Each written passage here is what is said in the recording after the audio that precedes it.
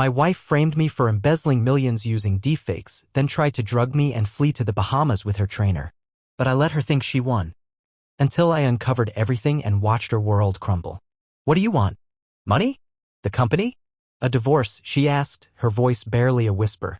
I didn't flinch. I didn't blink. I just smiled and said, just the truth, Emily. That was 1 month ago. Yesterday, she sat alone in her office, surrounded by shredded evidence and torn plane tickets. Her eyes didn't track me as I walked in, she just stared at the wall like it might tell her how to undo it all. But let me rewind a little. It started with the steak. Strange, I know. But that's where it all began for me. Emily never cooked red meat. Said it smelled like blood and lingered on her hands for days. But that night, she served me a perfect filet mignon, rare, just how I like it. Candles. Music. Her hair curled, makeup soft, wearing that silk blouse she knew drove me nuts. Something was off. The air felt too curated. Like someone staging a house before a buyer arrives. She was on edge. Laughing a beat too late, eyes darting, sipping her wine like it was medicine. I didn't drink mine. Something about the way she poured it, how she watched me after, made my stomach curl. We'd been married 10 years. Long enough to read the quiet. I pushed my steak around the plate. Asked how her day was. She mumbled something about invoices and back-to-back meetings. She hadn't worked in our office in 2 months. Said she needed time to recalibrate. I chalked it up to burnout. Or at least I'd wanted to. Want dessert? She asked, already standing. No, I said calmly. But I do have a question. She froze. You forged my signature, didn't you? That's when it all cracked. She didn't deny it. Didn't gasp or try to cry. Just exhaled like a weight had slid off her spine. I did what I had to, she said. I should have been shocked. I should have flipped the table, stormed out something dramatic. But instead, I just sat there. Because a part of me already knew. I run a mid-sized AI consulting firm, Greyline Analytics. Started it from scratch with my college roommate, Drew. We specialize in fraud detection for corporations. Irony, right? About 6 weeks before that dinner, our internal audit team flagged unusual offshore transfers. Millions. Gone. Disguised through false vendor invoices, processed using my personal approval signature digitally and physically. At first, I thought we'd been hacked. Then IT found something worse. A deepfake. Of me. In full HD, I was sitting at my desk, logging into our offshore account portal, transferring funds to a dummy company called Bimini Wellness Consulting. Voice cloned. Movements mapped. The fake even wore the same navy sweater I'd worn in a company promo video. It was nearly perfect. Except the real me had been in Nashville giving a keynote when the footage supposedly happened. The fake timestamp was only off by a minute. 1 minute. And the name Bimini. A tiny island in the Bahamas. That's when I started connecting dots I didn't want to see. Emily's gym visits that lasted all day. The personal trainer who texted her at 3 a.m. Sorry, wrong number, she said, like I was stupid enough to buy that. The second phone I found tucked into her car's emergency kit. The encrypted app. The flagged photos. But the real kicker? The prenup clause I forgot existed. She only got a fraction of my assets unless I was proven to have committed fraud or abuse. Then she got everything. Everything. The house. The company. The trust my father left me. It had all been slowly rewired behind my back. I was going to tell you, she said, eyes glossy, voice soft. But then you started digging. I asked her if she was planning to run. She nodded once. Bahamas. Tuesday flight. With your trainer? I asked. His name's Marcus. Of course it was. That was the moment I realized I had a choice. A really big one. I could destroy her. Go to the board, the SEC, the police. Or I could pretend for now. I stood, walked to the sink, and poured the wine down the drain. She watched me do it, hands trembling. Then I looked her dead in the eye. You put something in this. She didn't respond. Just looked away. Emily, you were going to drug me and leave. Still nothing. What did you think would happen? I asked. I'd sleep through it? Wake up in a new world with all my money gone and no explanation. I thought you'd make it easy, she whispered. And that's when she said it. What do you want? Money? The company? A divorce. I smiled. Just the truth, Emily. She nodded like that was the cruelest thing I could have said. That night, I didn't sleep. I watched her through the crack in the door as she paced our bedroom, opened drawers, packed and repacked. She looked like a thief in her own home. And I made a decision. I'd give her rope. Let her keep running the scheme. Let her think she was winning. Because that's the thing about deepfakes, forged signatures, and digital lies, they're clever. But the truth? The truth's patient. It waits. It watches. And eventually, it burns everything fake to ash. I needed help. The kind of help you don't find in a Google search. So I called Drew. We hadn't spoken in weeks, not since our last board meeting ended in shouting. He thought I was spreading myself too thin, getting too comfortable while he was pulling late nights cleaning up after some internal leak. He wasn't wrong. But I hadn't been slacking, I'd been distracted. Living in a marriage I thought was stable while my wife planned to erase me. When Drew picked up, he didn't even say hello. You figured it out, didn't you? My throat tightened. How much did you know? He sighed. Enough. Not everything. I just couldn't believe it until the audit footage came in. Why didn't you tell me? Because you're not good at pretending when it matters, he said, blunt as ever. If I told you Emily was behind it, you'd confront her immediately. And then we'd lose our shot at proving it. That shut me up. Then he added, also, I installed a keylogger on her work laptop. Jesus. Don't act surprised. You told me to lock down the firm. She still had access to the analytics platform. She's been siphoning our prototype datasets for months. That hit harder than the forged signature. Our prototype, a predictive ethics engine, was still in R&D, meant to flag insider manipulation across financial portfolios. The kind of tool that could make us a billion-dollar company overnight. And Emily had been feeding it into Marcus's startup. Tell me you have proof, I said. I do. And it gets worse. He sent me a file. Password protected. Inside were chat logs, masked IPs, deepfake drafts. One of them showed me, in my voice, threatening a fake employee to look the other way. The kind of smoking gun that, in court, would tank any defense I had. They were building a digital profile to sync you if you caught on, Drew said. How'd you get this? Tracked an export path through Emily's cloud backup. She forgot to disable sync on one device. She's that sloppy? She's that confident. I leaned back in my chair, the weight of it all pinning me down. We need to let her keep going. You sure? If we expose her now, she spins the story. Says it was a misunderstanding. Maybe even drags me down with her. But if we wait, she'll make a mistake. Something she can't unspin. He was quiet a moment, then said, there's one more thing. Of course there was. She scheduled a bank withdrawal for Thursday. Offshore. Big one. How big? 3.7 million. I let that number settle in my bones. That's company cash, I said. Yep. And she thinks she'll get away with it. Not unless she knows we're onto her. She didn't. At least not yet. That night, I went home and played the part. Kissed her on the cheek. Asked about her day. Told her the wine had just hit me weird. She smiled. Almost relieved. I asked her if she wanted to take a trip somewhere. Just us, I said. Get away from the stress. Her face lit up. Really? Yeah. You pick. She bit her lip. Bahamas? Perfect. And just like that, she thought she had me wrapped. While she packed sunscreen and whispery dresses, I rewired every system she thought she owned. The company? Transferred 51% control to Drew for temporary safekeeping. The house? Quietly refinanced in a shell company I'd created last year as part of an investment portfolio. The deed now lived in a place she couldn't touch without digging through 12 legal layers. And the bank accounts?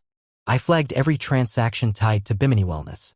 Anything moved triggered a two-step lockout and routed a real-time alert to me and a digital forensics firm Drew trusted with his life. I even hired a private investigator, Carla Vega. Ex-NSA, now freelancing in cybercrime cases.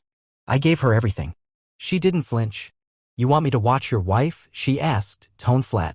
I want you to follow the digital money, the data leaks, and the man she's planning to disappear with. Carla smiled. That I can do.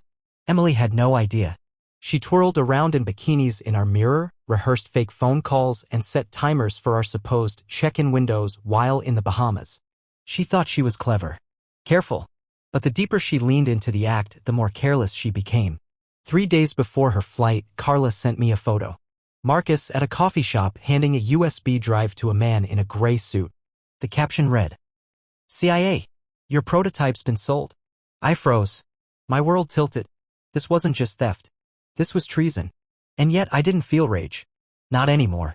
I felt something worse, clarity. The kind you don't come back from. I watched her through the cracked door of our bathroom that night, humming while brushing her teeth. She wore my college sweatshirt like it still meant something, like this wasn't the same woman who'd forged my name, built a digital ghost of me, and tried to erase me from my own life. She didn't even look nervous. The next morning, I found her at the kitchen table, laptop open, typing something furiously. I casually leaned in half a glance and saw the subject line, Final Transfer Confirmation. She snapped the lid shut before I could read more. Just invoices, she said, smiling too fast. I smiled back. Need help? She laughed. You just slow me down. If she only knew. By noon, Carla had traced the USB Marcus handed over. It was uploaded into a secure server run by a consulting firm in DC that just happened to share a post office box with 3 defense subcontractors. Translation, classified. My prototype, my life's work, was now evidence in a national security probe. Carla warned me to stay out of the way, but I couldn't. Not yet. Not until I heard it from Emily's own lips. So I laid the trap. I invited Marcus over. She blinked when I suggested it. Why would we do that? You said he had some wellness portfolio ideas. Maybe they're useful, I shrugged. Company's in a weird place. Couldn't hurt to hear him out.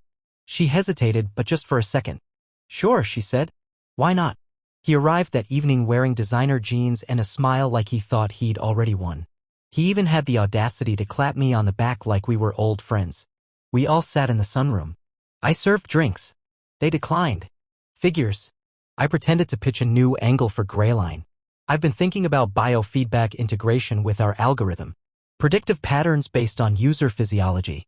Marcus leaned in, interested. Emily kept looking at me sideways. And how would you track that? He asked. Oh, we already do. I just haven't published it yet. You'd be amazed what people give away with a pulse oximeter and a smart mug. His face twitched. Briefly. Just enough. Emily tried to change the subject. Anyway, we don't have time for a rebrand. The launch is still set for July, right? I nodded. Unless you two have other plans? She froze. I pushed further. You know, like taking our predictive engine, laundering millions, and selling it to a front group for a defense contractor through a forged exit clause you wrote 3 years ago? Marcus stood up. Emily whispered, what did you do? I tapped my phone, which was already recording. That's not the question you should be asking. Marcus lunged toward me but stopped when Carla stepped in through the side door. She's been listening from the van out front, I said. Smile for the camera, Marcus. Emily turned white. He ran. Carla didn't stop him. She just watched. Let him go. We already have what we need. Emily didn't cry. Not yet. She looked at me, shaking her head, whispering, you don't understand. I do, I said. I understand everything. I walked out before she could explain. Before she could spin it or beg or do that thing where she manipulates the air around her like a magician working a small, sad room. The next morning I left a letter on her desk. Emily, don't run. Not because I'll stop you. But because they will. Yesterday she finally broke. I found her sitting in the office, still wearing the same blouse from 2 days ago, surrounded by ripped bank records, passport shreds, and shredded plane tickets. She didn't even look up when I walked in. Just stared at the wall like it owed her a different ending. This was no longer about me. Not even about revenge. It was about the truth. And the kind of person you become when you're finally ready to face it. I expected handcuffs. Sirens. A knock at the door.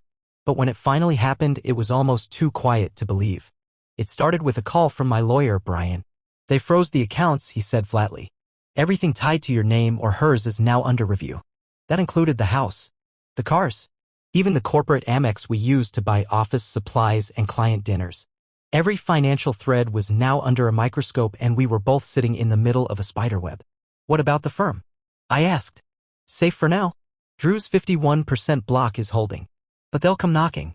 You're going to need statements, receipts, timelines, everything. I hung up and stood in our foyer for a long time, staring at the staircase. Emily was still upstairs. She hadn't spoken since the night Marcus ran. She just sat at her desk for hours, sorting and unsorting the same pile of paper like she was trying to reconstruct a jigsaw puzzle underwater. She didn't cry. Didn't scream. That part scared me more than anything.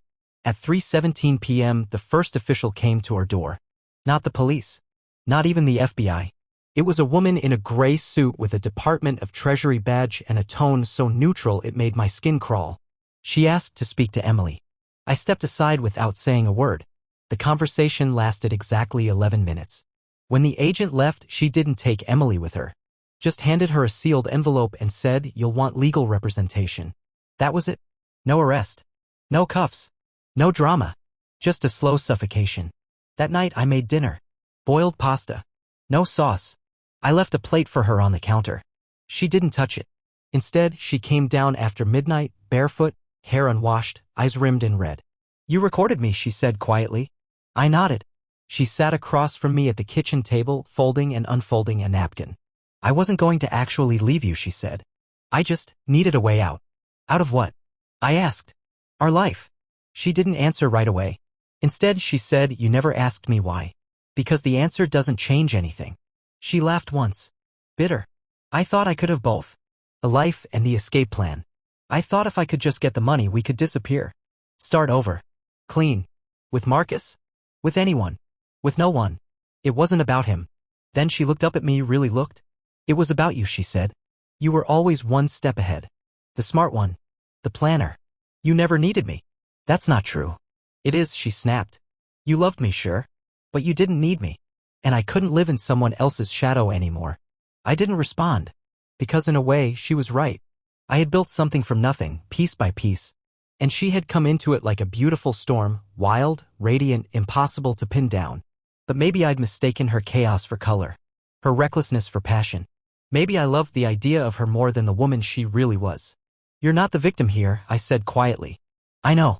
Then why does it still feel like I'm the one apologizing? She stood slowly. Because you are.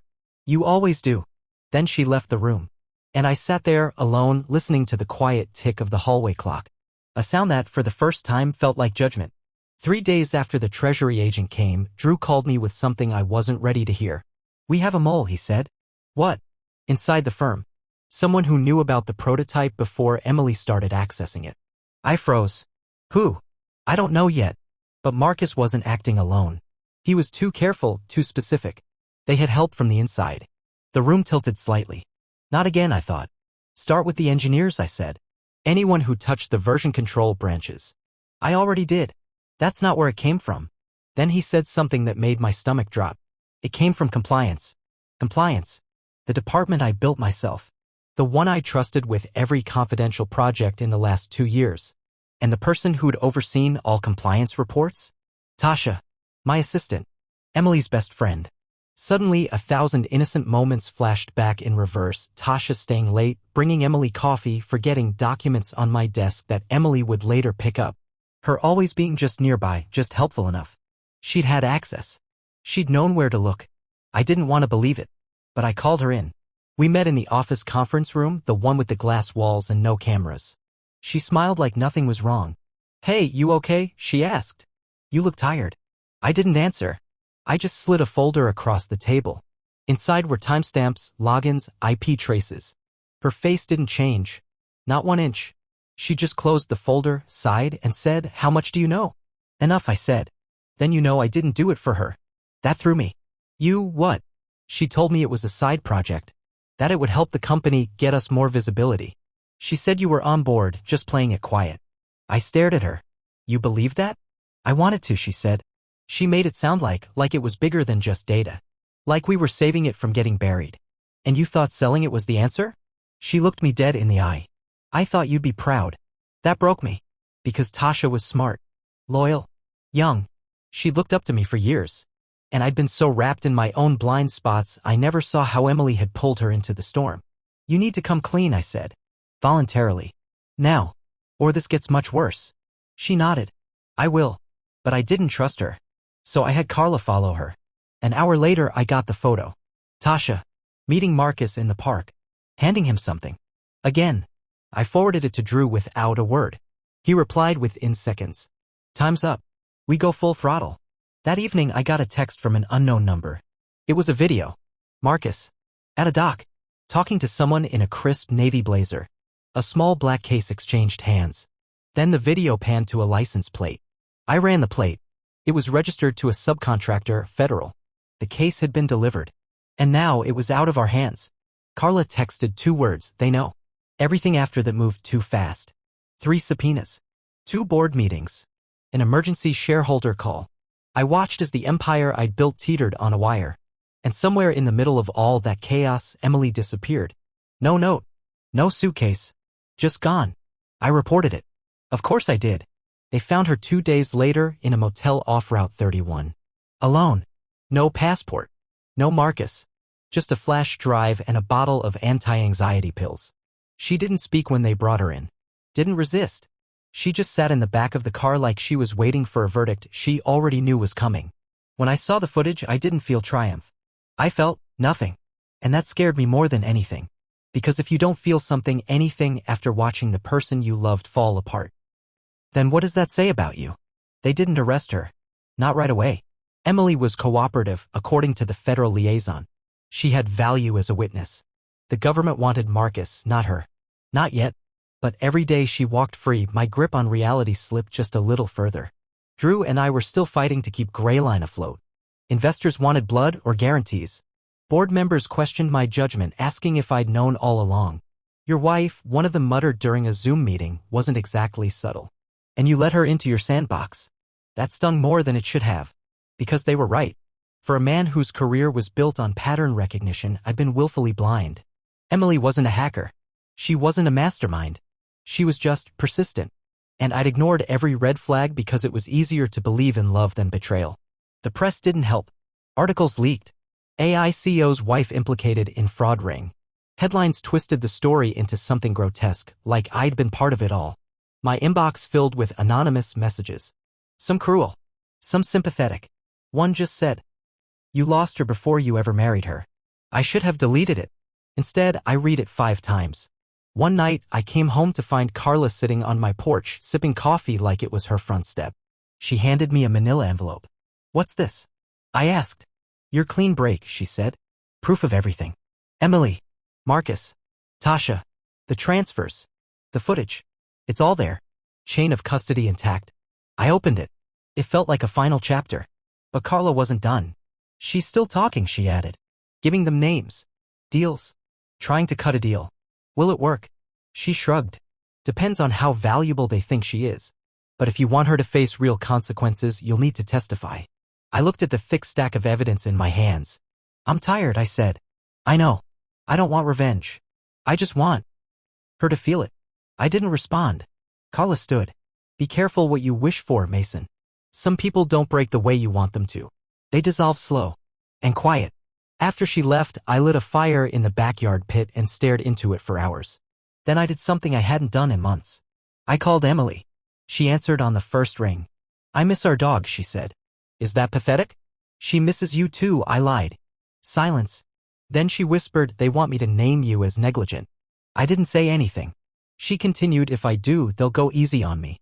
Say I was just following your lead." I could hear her breathing. Tight. Uneven. "But I won't," she added. "Why?" "Because you were the only person who ever looked at me like I wasn't a mistake." I closed my eyes. "That version of you," I said, "was the only one I ever loved." Click. She hung up. And just like that, we were done. Not in court. Not in headlines. In a quiet phone call lit by firelight. And for the first time since this began, I felt something real. Grief. Not for her. For the man I used to be. They didn't take it to court. Too messy. Too slow. Too risky. Instead, it was arbitration, confidential, expedited, ruthless. The kind of proceeding where truths get filtered through lawyers and the stakes are everything but emotional. Drew came with me. He didn't say much on the way there, just handed me a protein bar and a coffee I didn't drink. Emily was already seated when I arrived. Gray suit. No jewelry. Hair pulled back like she was on trial for something worse than betrayal. When she saw me, she didn't look away. I didn't either. We sat at opposite ends of a long table. Our lawyers lined each side like chess pieces. At the head sat the arbitrator, Linda Mathis, former federal judge, razor-sharp, no patience for games. "Let's begin," she said. No gavel. No fanfare. Just war in a whisper. They went after everything. Her team claimed I was negligent, emotionally manipulative, dismissive in our marriage. That I turned a blind eye to her mental deterioration and pushed her into desperation. It was cleaner than expected. No mention of Marcus. No hint of the data breaches. Just a carefully constructed story about a housewife unraveling under pressure. And then it was my turn. Brian laid out the documents, financial records, login trails, message threads. He didn't embellish. Didn't need to.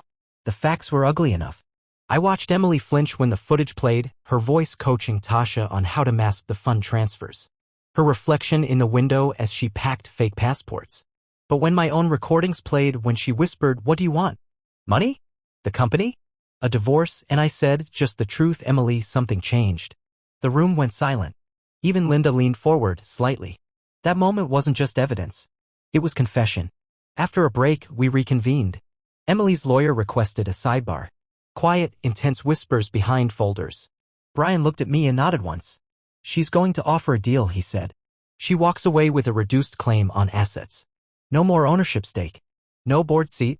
In exchange, she avoids formal charges and keeps your name out of the fraud narrative. It was the moment we'd built toward. My victory. But I didn't feel it. I felt tired. Like every piece of me had been slowly sanded down over months, and now that it was over, there was nothing left but dust and muscle memory. Linda turned to me. Do you accept the offer? I looked at Emily. She was staring straight ahead, jaw clenched, like she'd already left the room in her mind. I could say no. Drag her into federal court. Watch her crumble on the stand. Or I could say yes. End it. For good. I thought about the fire. The phone call. The way she'd said, you were the only one who ever looked at me like I wasn't a mistake. And I realized something terrifying. She wasn't the only one being judged. I'd been weighed too, by friends, employees, even the law. And maybe, just maybe, I needed this to end not because I wanted justice, but because I needed to be free of her completely. I nodded. I accept. Emily didn't blink. Didn't cry. She just exhaled like someone finally let her out of the cage she'd built for herself. The arbitration settled, Emily gone, and the firm beginning to recover. You'd think that was the end. But life doesn't end in neat resolutions. It ends in emails. Exactly 1 week after the agreement, I got one from Drew. No subject line. Just a PDF. Final shareholder distribution ledger, Q2. I opened it. At first, it looked standard. Projections. Recovery budgets. Salary deferrals. Bonuses postponed. Then I saw it, a $200,000 wire-labeled contract reconciliation, Tasha L. I stared at the line item for a full minute. Then I called him. It rang once. Twice. Drew. Mason, he said, like we were already mid-conversation. What the hell is this? I asked. A pause. Then, she flipped. You paid her. She gave us everything we needed to close the Marcus trail. Every message. Every meeting. The USB map. The handoff. She was part of it. She was also our key witness. And she took a deal. Clean exit. I paced the living room, heart pounding. You didn't run this by me. Because you would have said no. You're damn right I would have said no. Another pause. You wanted the company clean. Now it is. Sometimes you have to buy the disinfectant. I hung up. It felt worse than anything Emily had done. Because Tasha had been more than a colleague. She'd been the last person I trusted in that building. The one who'd watched me spiral and kept my schedule moving anyway. Who'd brought me aspirin during board meetings and typed notes when my hands were shaking too hard to write. And now Drew had written her a check to rewrite history. Later that night, I pulled out the envelope Carla had given me. The evidence. The truth. I flipped through it again, every photo, transcript, bank statement. Then I noticed something I hadn't before. A timestamp on one of the surveillance photos. It was taken at a gas station on March 9th. Emily's car. Marcus leaning in through the window. And in the background? Tasha. At the pump.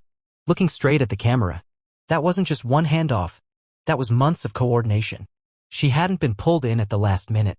She'd been there from the start. And Drew? He knew. He'd known and decided that the company's survival mattered more than truth.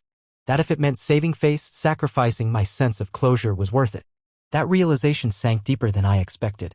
I sat in the dark for a long time, holding that photo. Not angry. Not even sad. Just empty. Like whatever was left in me had been used up in the battle, and all that remained was the echo of a man who used to believe in people more than strategy. I sent Drew a text.